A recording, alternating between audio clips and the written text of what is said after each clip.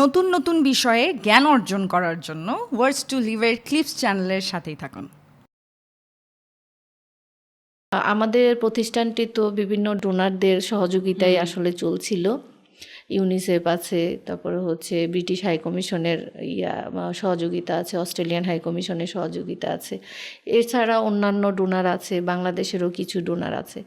তো আমরা যেটা এখন অর্গানাইজেশন থেকে ফেস করছি 2019-এই তো করোনাটা শুরু হলো, 2020 সাল থেকে আমাদের যে 20 বেডের হসপিটালটা ছিল সেটা একেবারে এখন বন্ধ। কারণ আমাদের আসলে ওই হসপিটালটা চালানোর জন্য আমাদের যে রিসোর্সের দরকার, যে পরিমাণ টাকার দরকার, সেটা আসলে আমাদের এখন নাই। যেহেতু ওই ডোনাররা হচ্ছে এখন ওনাদের মানে হয় না, ডোনারদের কনসার্নটা একবার এক এক জায়গাতে থাকে।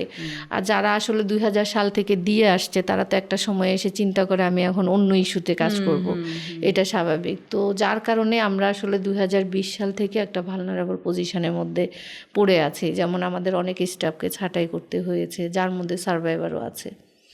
তো বর্তমানে আমরা আসলে যেটা ফেস করছি, আমাদের যেহেতু হসপিটালটা নাই, আমাদের অনেক দূর থেকে সার্ভাইভার আসে চিকিৎসা নিতে।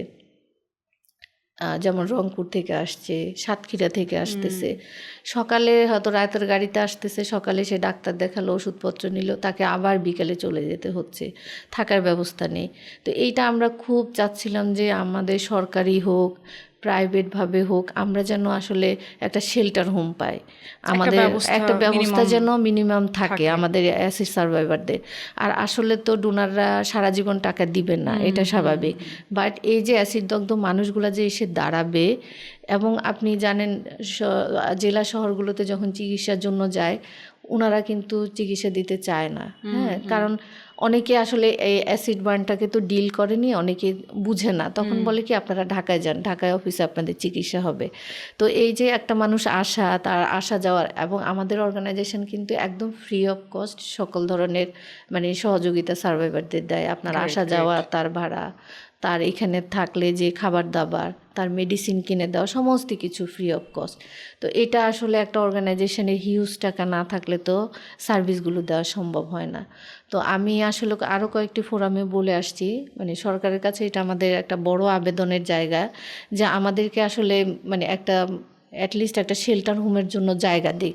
হ্যাঁ, জায়গা দিক, একটা ফ্লোর দিক, বা যে কোনো একটা মানে যাতে অ্যাসিড সার্ভাইভারদের স্থায়ী একটা ঠিকানা হয়, যে ওরা সারা জীবনই যেন এই সার্ভাইভারগুলো এই জায়গাতে এসে চিকিৎসা নিতে পারে, বিভিন্ন ধরনের সহযোগিতা নিতে পারে।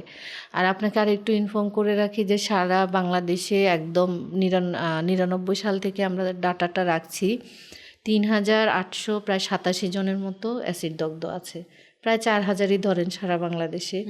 তো এই 4000 মানুষের তো আসলে সারা জীবন, এবং আপনি শুনেছেন যে আমার কতবার আসলে সার্জারি লেগেছে, প্রায় 17-18 বার আমি সার্জারির ভিতর দিয়ে গেছি।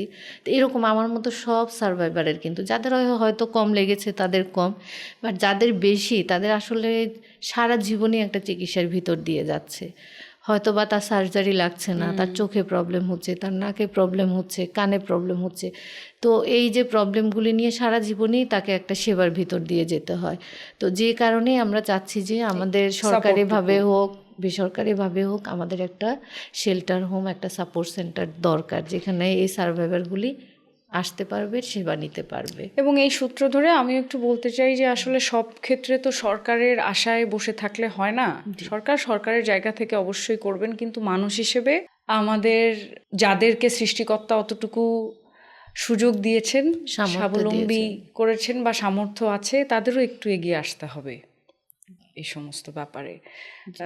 একটু এগিয়ে আসলে যদি কেউ একটু উপকৃত হয়, তাতে করে আসলে এই পাওয়ার জায়গাটা তো আসলে কোনো কিছু দিয়ে হয় না। Subscribe to Words to Live and don't forget to press the bell icon.